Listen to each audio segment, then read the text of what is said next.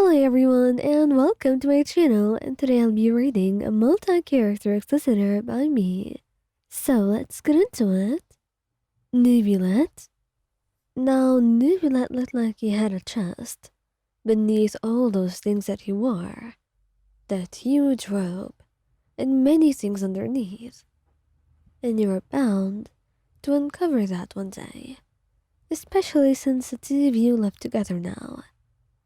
And it was on that fateful day that you saw him walking out of the shower, a towel wrapped around his waist, and his chest glistening with the water. And it was needless to say, it was quite a sight to witness, quite an extreme sight, because he was beautiful in an unreal way. Whoa, Neuvillette, you sure got some stuff under there, you say, blushing brightly, and he tilts his head, a little bit clueless. Excuse me, but I do not really understand what you mean, Wyan. Do you want me to show you then? You say, a little bit daring, because nobody got what they wanted just by playing it safe. And thankfully, you were brave enough to try, and maybe, as embarrassed as you would be, it wouldn't be that bad. And Neuvillette nodded. And that's when you knew you had gotten your chance, and it was time to make what you could out of this opportunity. You stepped forward, wrapping your arms around him, and then letting your hands trail up his chest before pressing a soft kiss to his abs, smiling as you looked at him. He was very still for a moment, and you saw as a small blush bloomed onto his cheeks, and you gave him one more kiss. This is what I'm talking about. You were hiding all of that beauty from me. It's a little bit too much, Neuvillette. So I'm sorry for not holding back, you say. And as startled as he was, he wanted more of it.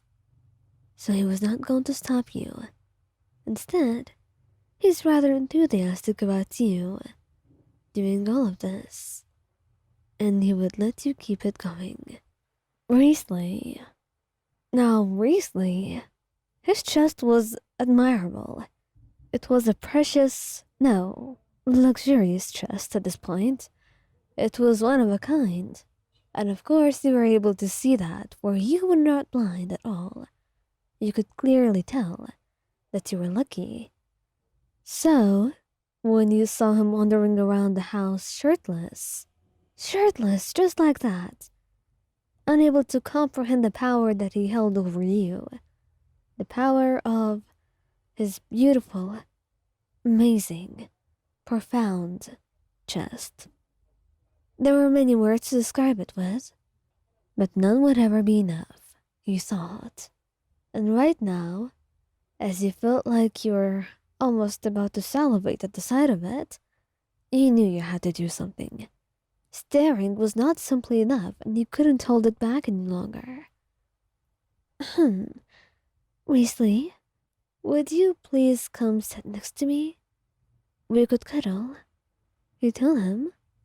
And of course he's not about to refuse an offer like that, smiling as he sits next to you, wrapping an arm around you and holding you close. And that's when you put a hand on his chest, letting it wander, and he lets out a chuckle. You think you're really subtle, Wyan, but I can tell. If you wanted to touch me so bad, you could have at least said, he says, and you smile shyly, shaking your head. It's not like that. I just wanted to... Okay, maybe it is like that. You admit, the blush on your cheeks, rather embarrassing at this point. But since you've been found out, you might as well just do whatever you wanted. And that's when you press your face to his chest, and he lets out a loud laugh, and you can feel the rumbling within. And he puts a hand on the top of your head, looking at you with so much love in his eyes. "You're adorable," he said, and it was very clear that he had a lot of plans for tonight, especially seeing your enthusiasm. Childe. Childe is wonderful. Childe is amazing.